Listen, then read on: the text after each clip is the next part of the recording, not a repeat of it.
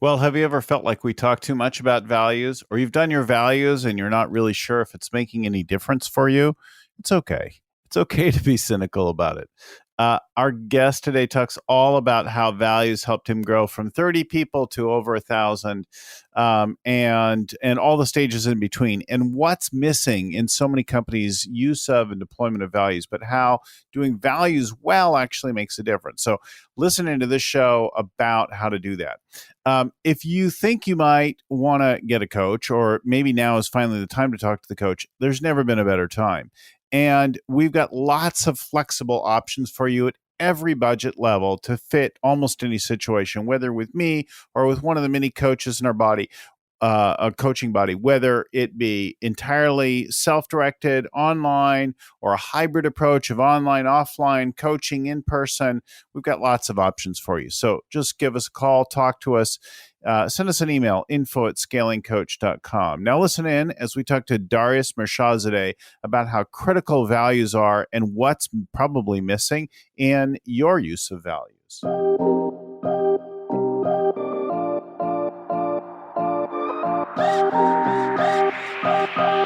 Hello and welcome again to the Scaling Up Business Podcast. I'm your host and scaling coach, Bill Gallagher. So on the show with me today is Darius Mirshahzadeh. Darius and I actually met back as members of the San Francisco Entrepreneurs Organization, San Francisco EO. And years ago, I was launching our accelerator program in San Francisco.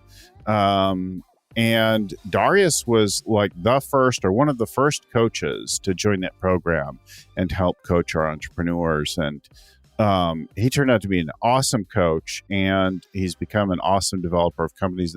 And in fact, it was about that time, 2013, that he started this most recent company. I'll let him tell that story. You should know that Darius is a high growth CEO. He's a serial entrepreneur. He's done more than once. He's become a mad scientist around values and all that at the Money Source.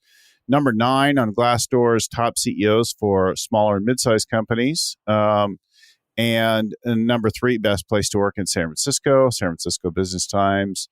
Won an award for Employer of the Year, recognized by the New York Times, HuffPo, Entrepreneur, Forbes, etc. So, Darius, welcome to the show. Oh, thanks for having me, Bill. I appreciate it. Is it hot as hell there right now? You moved from San Francisco to Austin now, right? That's right. No, it's 93 degrees right now, which for here that's bearable. It's gotten a little bit warmer. It's good swimming season. That's what I call it. So get in the pool. Yeah, we don't have as many pools. Actually, if you go further east, we have pools around here, but we are enjoying the outdoors today. Definitely. So talk to us about, why don't you, before you launch into the Money Source and what you've sort of honed and developed and learned about building culture with values, talk about this entrepreneurial journey. Give people a little taste of your beginning, I don't know, back at 10 years old or whatever it was that you got started. Yeah, no, my first business I was in the 4th grade. I sold candy. I had a candy empire with my twin brother, and that got shut down by our principal. But so that was the beginning of our entrepreneurial journey. I was lucky. My dad was an entrepreneur, and he was in real estate, and he owned gas stations. And so I got put to work at the age of 10, being around my dad and working at a gas station. And so for me, doing anything but running our own business was kind of not an option. It was just kind of understood that we were going to run our own businesses. And so we started when we were young, and we're always hustling. And when I was in college, we started an events promotion company, and that was the first time I ever lost $100,000. And that was my first big loss. And I was always an entrepreneur, and when I was 25 was when I started my first high growth company. It was in San Francisco, and I started a company called Twin Capital Mortgage with my twin brother, and it was a crazy success. We went from myself and an assistant and to about 150 employees in just under 36 months. And that business was crazy. We were number 40 in the Inc. 500, and I was totally out of my league. I had no idea what I was doing. And ironically enough, the solution for that was this program that I found. It was one Friday night. Fridays I was always ruined because I just worked 80 hours and I had to work on Saturdays because I was trying to figure out how to run this fast growing business. And I think I was on like either looking at Inc. magazine or on Inc.com. And I saw this program they were advertising called Birthing a Giants. And this guy named Vern Harnish was putting it on and had been going on for a while.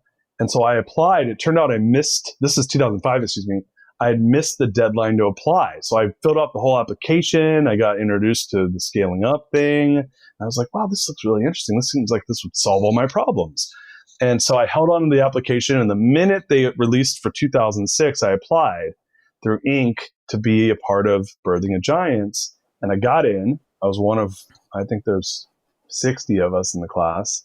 Mm-hmm. And that is now the Entrepreneurial Master's program at EO.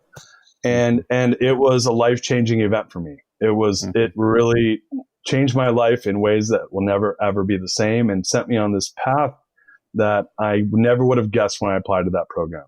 And so I went to the program, and Vern was still teaching it then. And he, started talking about how your company's got to have core values. And we're learning all about the one-page strategic plan and all these best practices for high growth companies. And it's a room full of, entrepreneurs under the age of 40. And my mind was blown. I went back, and it's a 3-year program. Every year I'd go back, my team would be wanting to kill me because I'd come back with all these things to do. But the first thing I did was I brought back core values, and I wrote them up. I wrote them up myself. There was no discovery process. It was 6 core values, 76 words.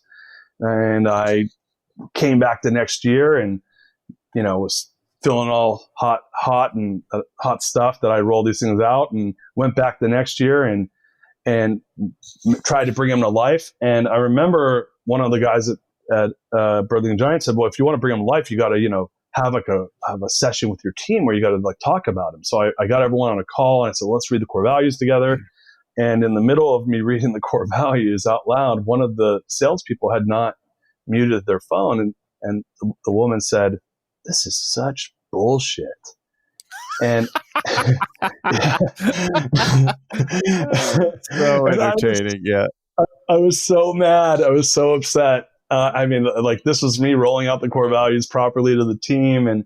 But she was right. The company had tons of problems still. And we had not built it for scale, but we had grown way too fast. And so the next year I went back, it was year 3, we went to graduate. And the night after we finished, we did a peer-to-peer workshop, and Ken Sim and John DeHart from Nurse Next Door, who their case study in the Scaling Up book, asked us all to stand up if we had core values in our company. So all 60 of us stand up, and Ken says, stay standing if you can say your core values off the top of your head without looking at them on a piece of paper. And half of the room sits down, Bill. And guess if I was in that group or not. Yeah, I was. I was in that group. I was part of the half of the room that sat down. Then John said, stay standing if your employees know the core values without having to look them up. Half of the remaining half sits down. And then Ken says, stay standing if your customers know your core values. Everyone sits down. And I'm sitting there just dumbfounded. We've been through 3 years of this program, and the whole room sitting down with the exception of John and Ken. And that changed my life, that moment. That was the moment that and eye-opening for sure. Yeah, it literally changed my life. And from that night forward, core values got me that day, and it's never been the same. So yeah. So what'd you do? It's interesting because we've known about core values forever. Everybody says they're fine, and companies have core values. When I start working with a team on core values, one of the first things I like to do is talk to them about Enron and what do you suppose Enron's core values might be. And not only did they have BS like generic terms like value, integrity, etc., but one of them was integrity. I'm like, On what planet does that have anything to do with the way they operated that company? Right. Totally. It's just fascinating. So, what'd you go back and do? Well, so the next morning, we went out and partied that night. We just graduated, and so we're all celebrating downtown Boston. The next morning, I go to get brunch by myself before I catch my flight back to San Francisco, and I'm sitting in this bar or this little breakfast spot in Cambridge, and I'm hungover, and I'm just this thing that happened the night before with the group with Ken and John, was not leaving me. It was bothering me, and I said, why did I not know my core values? I created them. How would I, that bothered me that everyone sat down. It bothered me that I didn't know my values. And so I this is right when the iPhone came out. It's 2008. So I pull out my iPhone and I look up, I said, well, these guys both were standing up at the end of the workshop. What's so different about their values? So I went and looked up at their website, and the first thing I noticed was they were simple. There was 4 of them. First of all, they were fairly simple. And they stood for a lot, and they stood for big themes. They really stood for core items that these guys stood for. I knew them personally. I could see that this is what their business stood for, but they were simplistic and they were meaningful. And so I thought to myself, I have to redo my core values because mine are not memorable and they're hard to, they stand for things that are important, but the way they're represented, they're not designed for use. And so literally probably within 30 minutes, I rewrote the core values. And, I still didn't go through a discovery process, but I definitely rebuilt them from these 76 boring 6 value words into 4 values that to this day, it was do work, live zen, break the box, and wow everyone.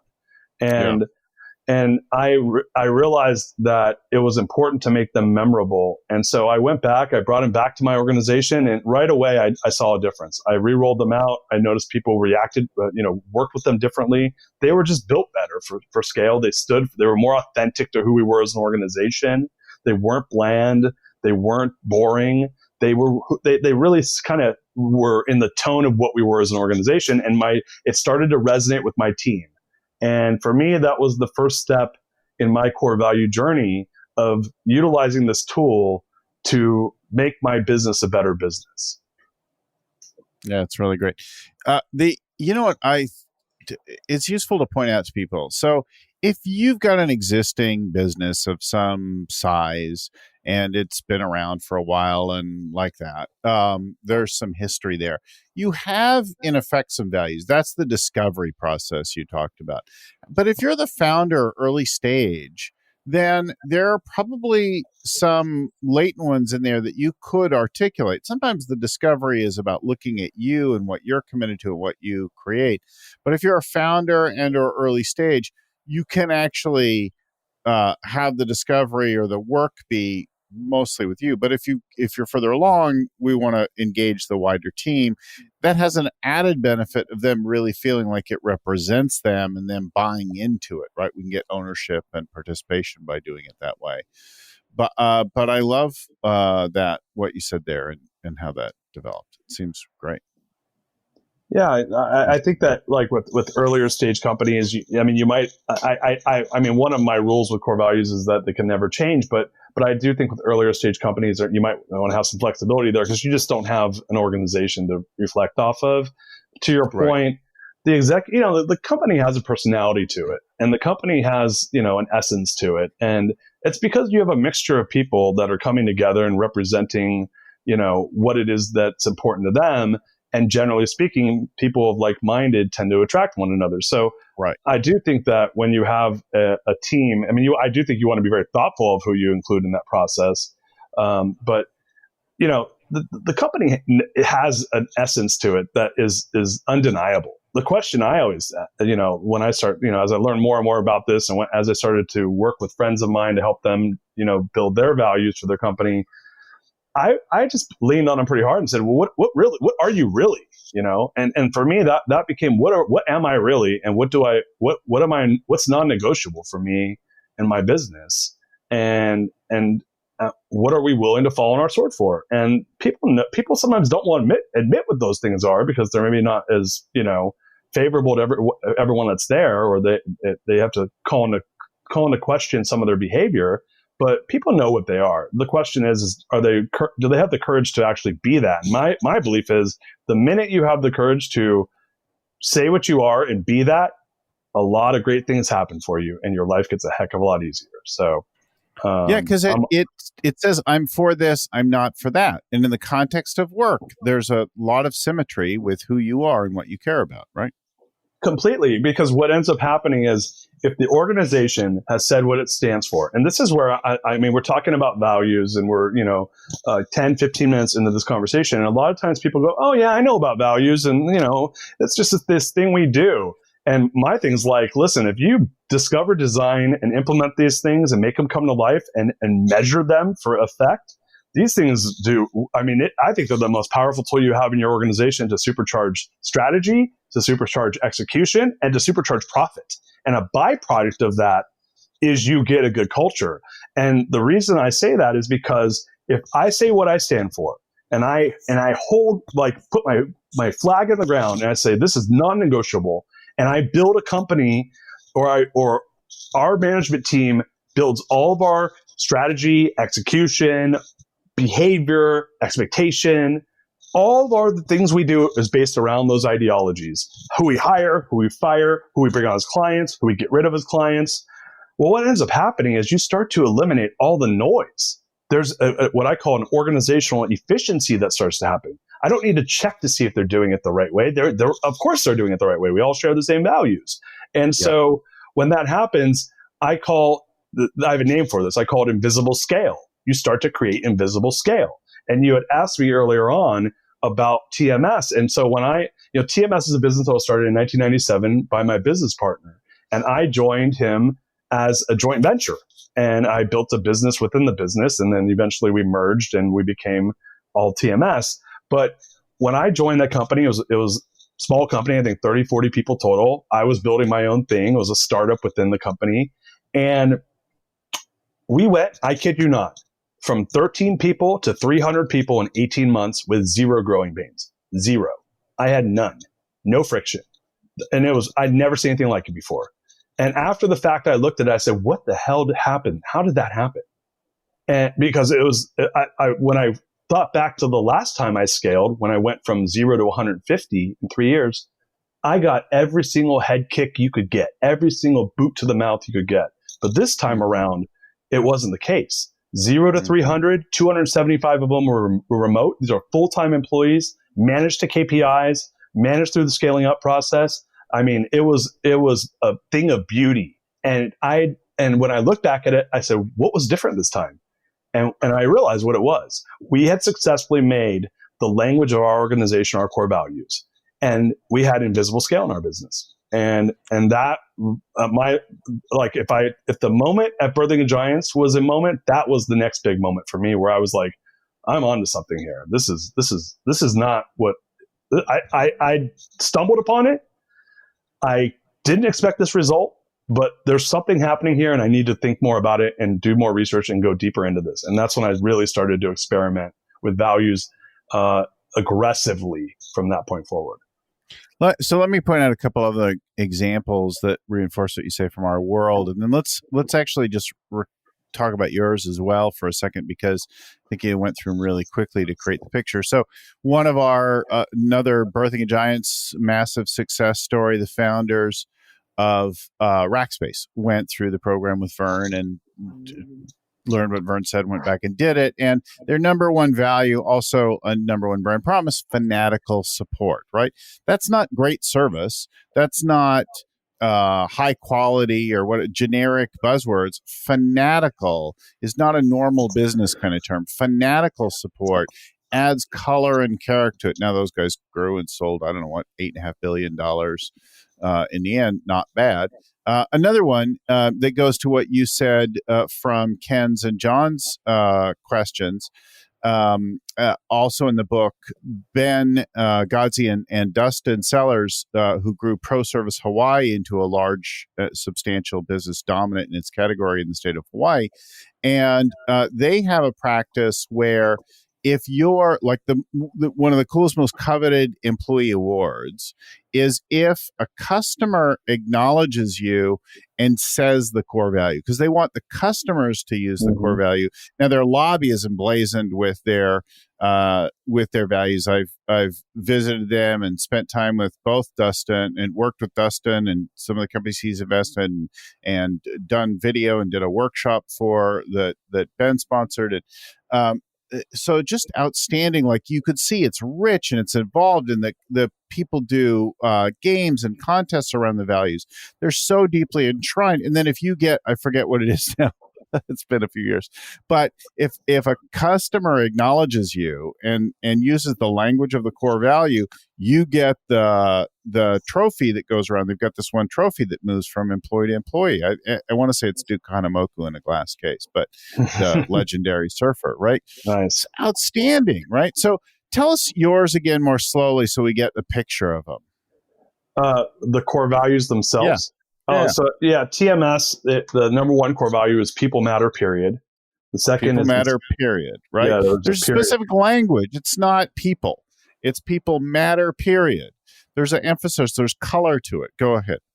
Right. So I have a design methodology that, let me back up for a second. I believe that there's three important parts to creating core values. One is the header.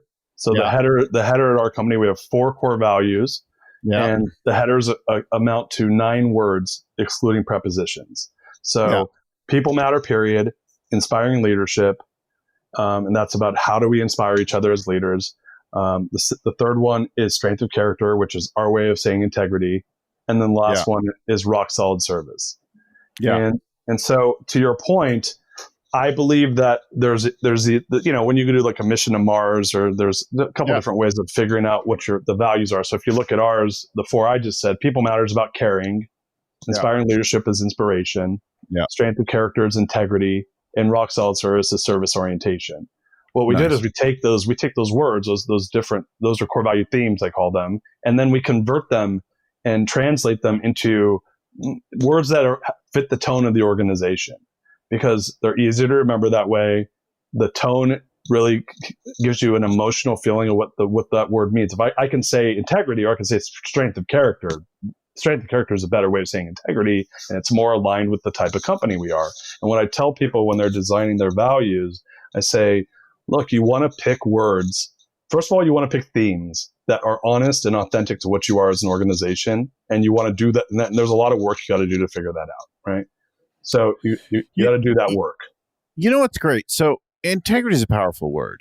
I've led, personally, multi-hour workshops on what does integrity mean? And like bringing integrity to life, deepening one's relationship to integrity, and bringing it into your... But it, by itself, it lends itself to the mischief of being generic, dismissed, not heard, and everyone having a different idea about what it means. But when you give at least 3 words to something and pick a few interesting words, less used, you start to evoke more of a picture of what we actually mean and want to look at, and create a question, right, that people can grapple with. Yeah, so I think there's an opportunity in the header, which is, and the way I did it in my organization, I said, look, the team, the customers, and the ownership needs to learn the header. This is our way of talking about these parts of the business. So for us, if I want to talk about how we treat our people, we start talking about people matter. If I want to start talking about being a good leader, inspiring the team, or the team inspiring each other, we're going to talk about inspiring leadership. And so there's a lot of tone there. But to your point, the next part that I think is really important, and some people they call this core value principles. I call it a descriptive, is each one of those values should have 4 to 6 sentences that are fully baked to say what does that mean in our organization. So to your point, integrity is a good one, because people, what might be integrity to you may not be integrity to me, right? I might have a different perspective on it, and it might be slightly different. And what I learned early on was you want to be really explicit. So that morning when I was sitting in Cambridge right after I graduated BOG, when I figured out the new core values for Twin Capital, do work, live Zen, break the box, wow everyone. Do work is work hard, right? Live Zen is around balance. break the box is innovation, and wow everyone is excellence. But what I did then was, and I had no methodology around design. I just made them simple, and I meant them meaningful, and I made them in the tone of the company. But I put together like 6 to 8 bullet points around what does this look like when it's alive and well in the organization. And as I learned more and more, I said, no, you need to make that 8's too much. Pick 6 things, 4 to 6 sentences. You want a paragraph that says, what does this look like in the organization? You can go deeper and have a principles document. We do policy and procedure documents. That's the next layer down. But that 4 to 6 sentence paragraph, what I started to figure out was if you spend a lot of time going through a process, and I created a process for this, that I can say that in our company, people matter looks like this. In our company, inspiring leadership looks like this. In our company, strength of character looks like this. And in our company, rock solid service, it looks like this. And it's non-negotiable. And it's not up for interpretation. That's what those 4 to 6 sentences mean. It gives you the essence of what it looks like when it's alive and well in the organization. And when I started doing that, I learned something else. And what I learned was I created what I call the number one strongest thing you can get from your core values besides invisible scale is you now have a decision-making engine for the organization. And I started testing it. Every time we'd have a tough situation, I would grab my business partners and I'd say, let's go read the core values. And so we'd say, people matter. And then we'd read the descriptive for the 4 to 6 sentence descriptive for people matter. We'd read inspiring leadership. We'd read strength of character. We'd read rock solid service. We'd read the descriptives. And I tell you this, in 7 years, I never had one decision that the core values did not tell me the answer. I will tell you this as well. There was a lot of times I did not like the answer it gave me. That's so true. I like what you said, and I want to reinforce it because there was a company I didn't do a lot of work with this company, but I'm still very much friends with some of the ownership there. Anyway, they had about 75 people at the time, a new COO. And I started to do some sessions with their team. The COO complains to me. She's like, I'm exhausted every day. I have to deal with one question after another. And it seems like nobody can think for themselves. So we did some unpacking work with the team and that kind of thing. And we discovered, one, there's very little distributed accountability. So while there's 75 people, a lot of helpers, nobody owned anything. So that's one aspect. But then nobody knew how to act or what to do, even if they did own it, because they hadn't taught and weren't using values in the same way. So I said, instead of answering their questions and removing the responsibility for them, now remind them that they're owners of this thing, that they're accountable for it, and then ask them a question. Which value applies? What do you see? How would you use that? What does that mean to you? Right? Just lead a little dialogue and have them solve the problem. And sure enough, in no time at all, her volume of questions being asked during the day was gone. And now in the daily huddles, it was like, well, I did this yesterday, doing that. And people would call each other out like, oh, yeah, I forget the values now for that company. But like, that matters or whatever. And it was brilliant, right? Total shift. Yeah. Well, so what you're describing is what I said earlier. They successfully, through your coaching, made their values the language of the organization and created an invisible scale. People quit asking questions because the core values provided the answer, and they had the right people there to follow up on that. So this is where I think that there needs to be a paradigm shift, and that's what the book advocates for, is that when you design, so again, my process is there's a 5-step process is discovery, that's Vern's and Colin's process, right? So there's a discovery process. Right. But I think that the design process is super, super important. You got to design them for use in the organization. And I built a really robust design waterfall. And how do you design these for use in the organization? Because I really want them to be used. I want them to have high utility value in the organization for the reasons you just mentioned. Because when that happens, this really cool thing happens next. They become sticky and they become viral in the organization. And when that happens, I now have a tool that creates invisible scale because it's the language of the organization. And so that was the aha moment I had when I went from 30 to 300 with no growing pains. I was like, what the hell just happened here? And I realized I had created a language in my organization. And my world changed when that happened. I looked at core values in a new way. before I looked at them as like this really cool cultural asset to build a great company, and which they are. But I hadn't thought of them as the language of the organization until then. And then I started to do things like you're talking about. Okay, well, when we run our weekly execution meeting, when we talk about the projects we're working on or the tasks we're working on, what core value do they attach to? And then we can have a robust discussion. When we do our weekly pulse check messaging that goes out, I want them to share core value stories. Who lived one of the core values? What core value was it? What happened and why? And then we share that with the entire team. So I started coming at it from a different angle. And it was to promote it and to reinforce it and to drip on it so that the ether in the air had the core values everywhere, because I knew it was going to create more efficiency, more scale, more productivity, more engagement. And when all that happens, you don't have to be a rocket scientist to realize that that equals more profit. Yeah, it's really, really great. And it does make such an enormous difference. It helps to differentiate and set you apart. When, it's funny, when we start off with these things, right, you're ending up with that. When I have folks in our accelerator community, a lot of times the exercise that we do for discovery is a struggle for some of them because they don't have a lot of people. So I usually just ask them, who would you love to hire and who would you hate to hire?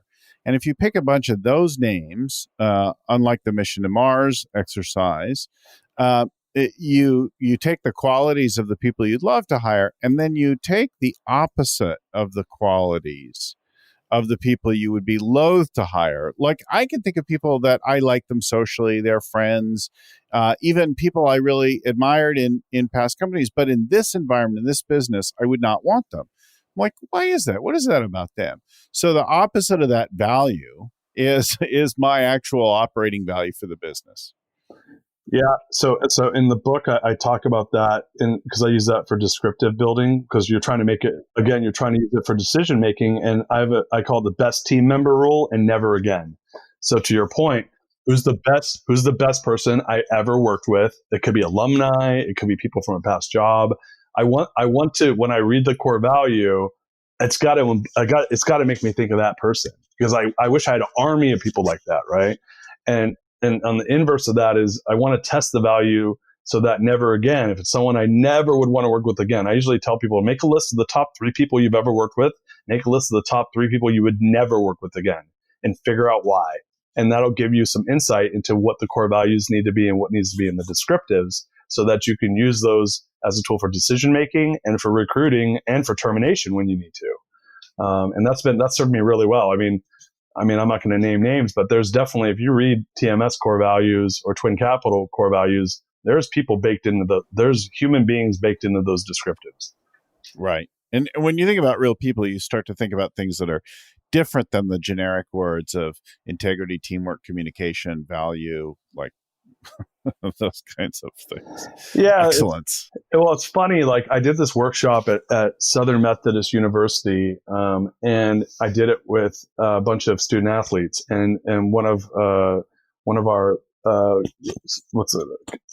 friends at Gathering Titans invited me to come do this. So there was a bunch of student athletes, and for fun, I was like, I'm going to do an exercise with them. I'm going to pull their entire football schedule for the next year, and I'm going to put up all the core values of all the universities they're playing against. And I'm going to throw theirs in there too and see if they can guess the core values of their school. So I go through and I told them, I said, okay, you guys, it's called name that core value, or name that university. And so I show them, the first 4, and it's like Central Florida University of Central Florida. And the second one is like, University of Dallas or something. The third one, they couldn't guess. It was theirs. And the funny part about it was they all sounded exactly the same. And so I think one of the biggest things I see companies do is, I think that they just, to your point, pick these generic core values, and then those might be meaningful in the sense that they do those things, but they don't put the thought into it. And so my issue with that is, if you have the ability to take this asset, which in my opinion is probably the strongest asset you have in your company to affect behavior. By the way, do you know how many decisions we make in a daily basis as a human being? Do you have any idea what that number is? Any clue? I looked it up. It's 35,000 decisions a day we make. And so we make about 2,200 an hour because we sleep for, call it 6 hours, right? So if someone's working for you, and they're working 8 hours, call it, and they're making 2,200 decisions during that hour. That's like 17, 18,000 decisions they're making. And let's say you have 100 of those people. I mean, now you're in like the millions, right, of decisions that are being made on a daily basis in your environment. And you can't tell me if you have misalignment around that decision making, it's not going to affect your business. And so my belief is you have this asset that tells people what the expectations are and gives them a compass for decision making. And if you hold them accountable to that compass, which is the core values, then you actually have a say, at least some seat at the table when those 18,000 decisions are being made during the 8 hours your team is in the office with you or wherever they're working from. And so I look at that and I'm like, holy smokes, like that is super valuable. That is going to make you or break you when it comes to competing with the competition. If I have a team of people whose 18,000 decisions are much more aligned than your team and we're competing against each other, all bets are off. I'm going to crush you.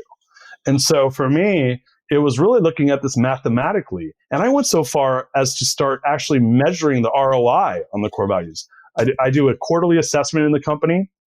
We do the Q12 from Gallup. We do ENPS. We do a bunch of verbatim questions like, what should we start, stop, and continue in the company? And then I built my own tool, which was rate the core values on a scale of 1 to 5. Strongly agree all the way to strongly disagree. If they're alive and well in the organization, they do it for the organization, they do it for the managers. And I start to find holes in the organization because it's an anonymous survey.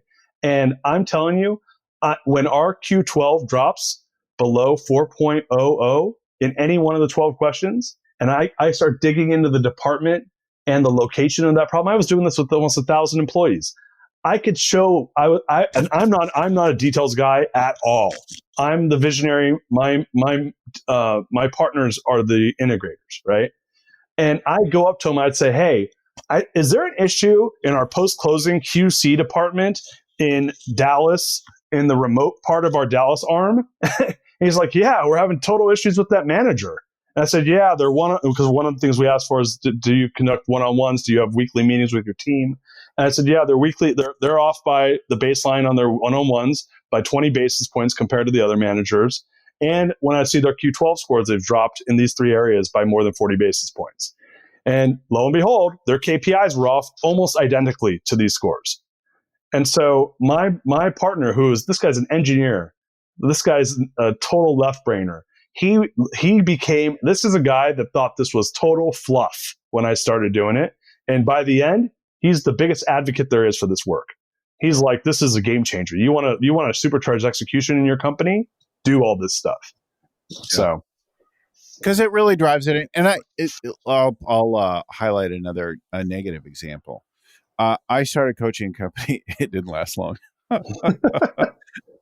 Because the guy had read Scaling Up. He was a total fan. He hadn't come through some of our regular circles of referral, but he was enamored of the whole thing.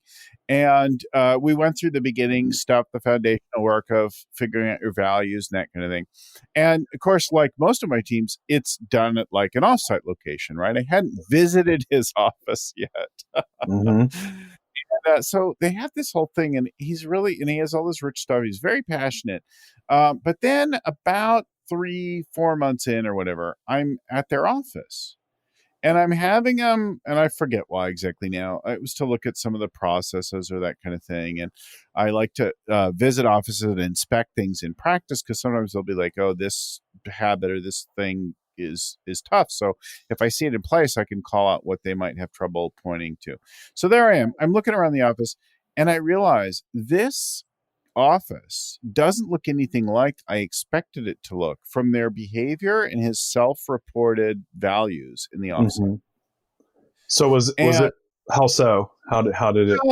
They thought of themselves as very cutting edge, leading, high quality, premium service kind of a business, a kind of professional services firm. When I looked around the environment, I saw everything's placed in a kind of a haphazard way. People's jobs are kind of unclear. Everything was expedient. And what I realized is, in probing a little bit differently, they weren't that like cutting edge premium thing that they thought they were. They were the volume production, expedient, scrappy. If you developed something kind of cool in one of the places, and now you needed just volume somewhere for cheap, they were your people. Not quite as cheap maybe as offshoring it from here because it's a San Francisco-based company, but like a total disconnect. And then I look closer at the CEO and I'm like, oh, this is a guy who doesn't tuck in his shirt or comb his hair, and he's talking about how he's like, and I don't mean like, intentionally he's cool so he doesn't tuck in his shirt. I mean, he like half tucks it in, but he doesn't ever do a complete job with it. Everything's just sort of kind of halfway. Like, oh, you're just like burning stuff out. That's your thing, is high energy, high volume. And you're just going to move everything around to suit the next opportunity.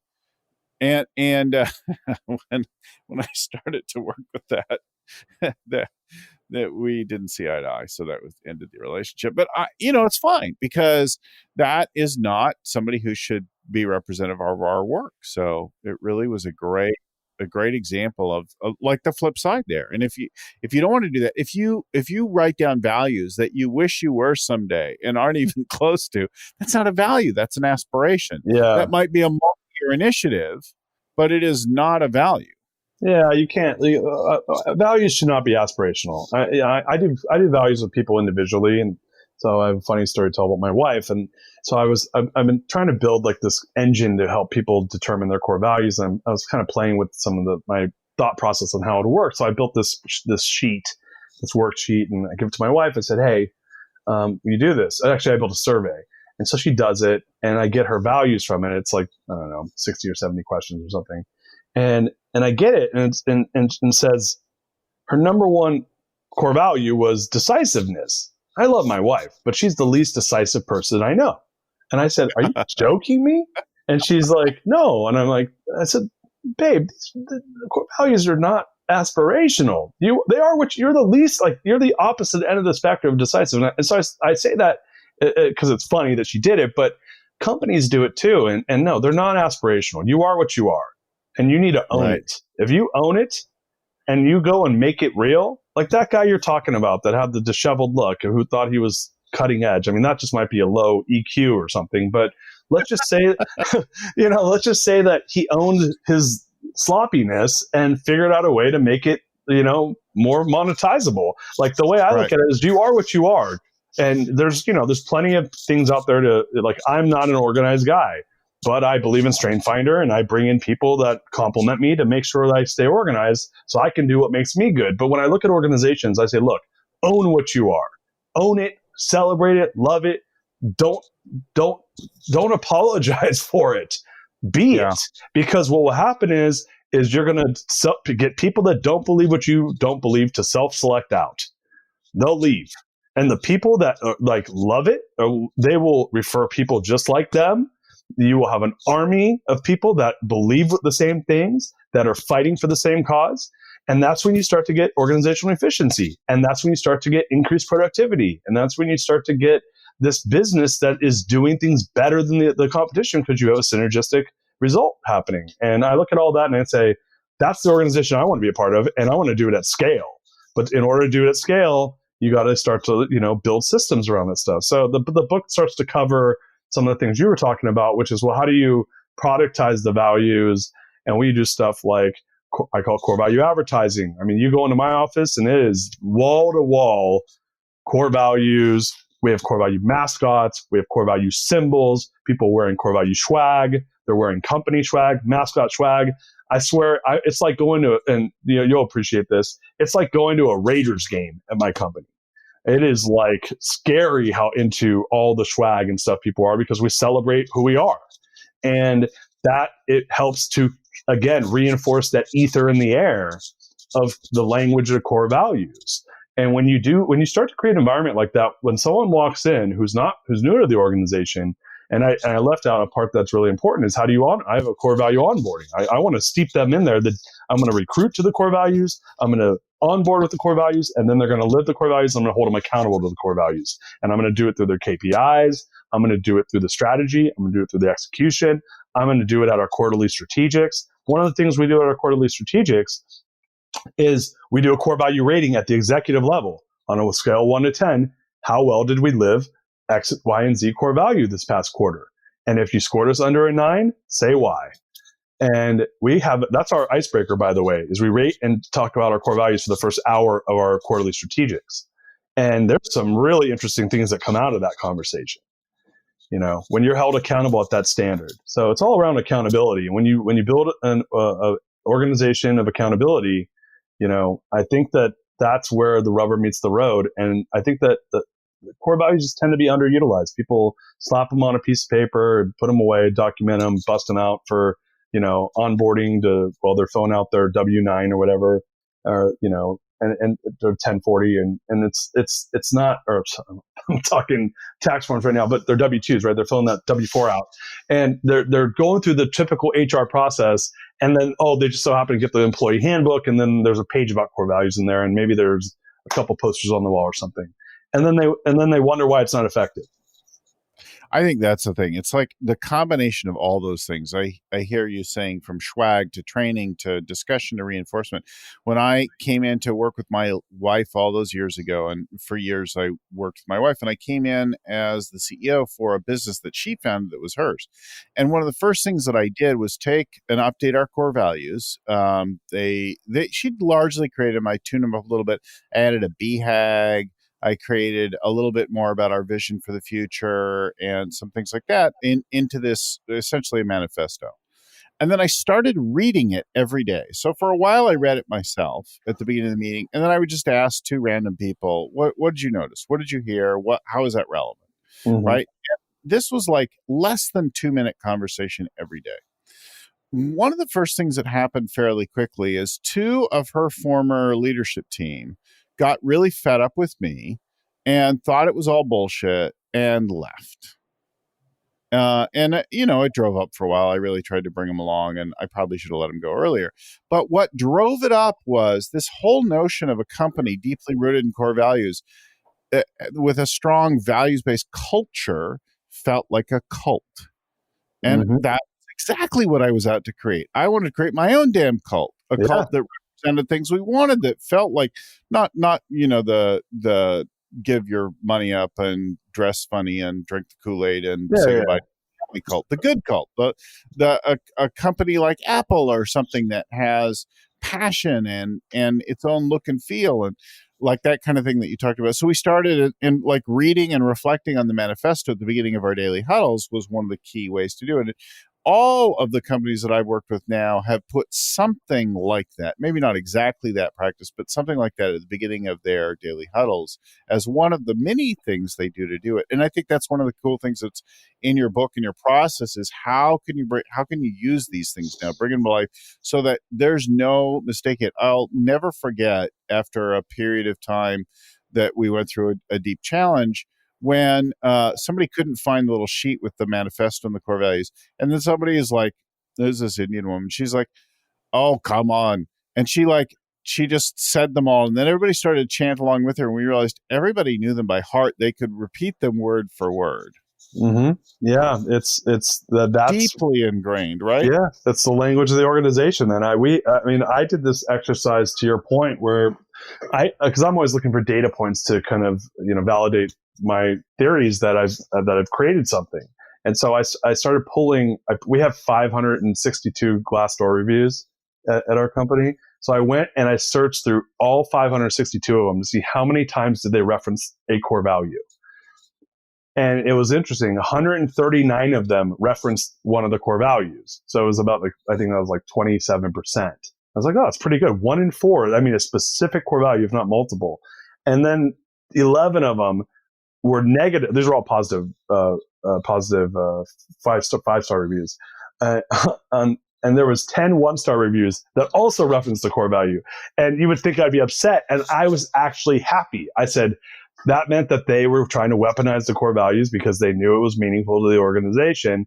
And it meant even if they didn't love the company, that they were still willing to use the language of the organization, even to talk negatively about the company. And I was okay with that because it meant that I succeeded in my job of making it the language of the organization. Now, the flip side of that is you got to be accountable to living up to those things or attempting to. And I also told people, I said, listen, this is not a panacea. This is not utopia. Like, core values, we're humans. We make mistakes. It gives us a place to come back to center when we make a mistake. There are obviously core value breaches that are inexcusable, but when you start to run a business that way, that's when the magic happens. And we saw it at TMS. The company went from 300 to almost 1,000 people in the following 18 months after we had our first leg of growth. And that's fertile grounds for experimentation with this type of stuff. So it's outstanding. So the book, Core Value Equation, the website, corevalueequation.com, easy to find all of it. It's on Amazon now, right? So it's just, we launched September 14th. It's actually the Core Value Equation. So I want to make sure people don't get that right. Off. But so it's thecorevalueequation.com. We launched publicly September 14th. Pre-sales will probably be live here and then sometime in June. So you'll be able to go to Amazon or to the website and buy it a pre-sale, and we'll be on Audible and all ebooks and all that good stuff. So we have a really big launch coming, and we're really excited about what's going to happen with the book. So I got the preview of it. You did. You got the preview promo. The preview promo. So, but they can go there now and they can begin to see. You've got a lot of stuff there already available for people to learn more and dig into some of your thinking and stuff on the subject of core values. Yeah, you can go to thecorevalueequation.com, or you can go to therealdarius.com. Awesome. Well, Darius, thanks for coming on the show and talking with us. Core values, a subject we'll never get tired of. Obviously, passion, we burn through 50 minutes in no time at all. So thanks again, everyone. We'll talk to you again next week. If our show helped you at all, please share it with somebody else right now, and then like and subscribe to get them every week. You can drop us an email, tell us the parts you love, give us feedback, or if you'd like some help in exploring coaching options with us or anyone else in our world, drop us an email, info@scalingcoach.com. Special thanks to Vern Harnish, author and creator of our Scaling Up Framework. This show is produced by Lucy Summers. The audio is edited by Albert Burge at Podfly Productions, and the show notes are written by Ein Kadina and then proofread by Tim McGowan. Thanks again for listening. Keep scaling up.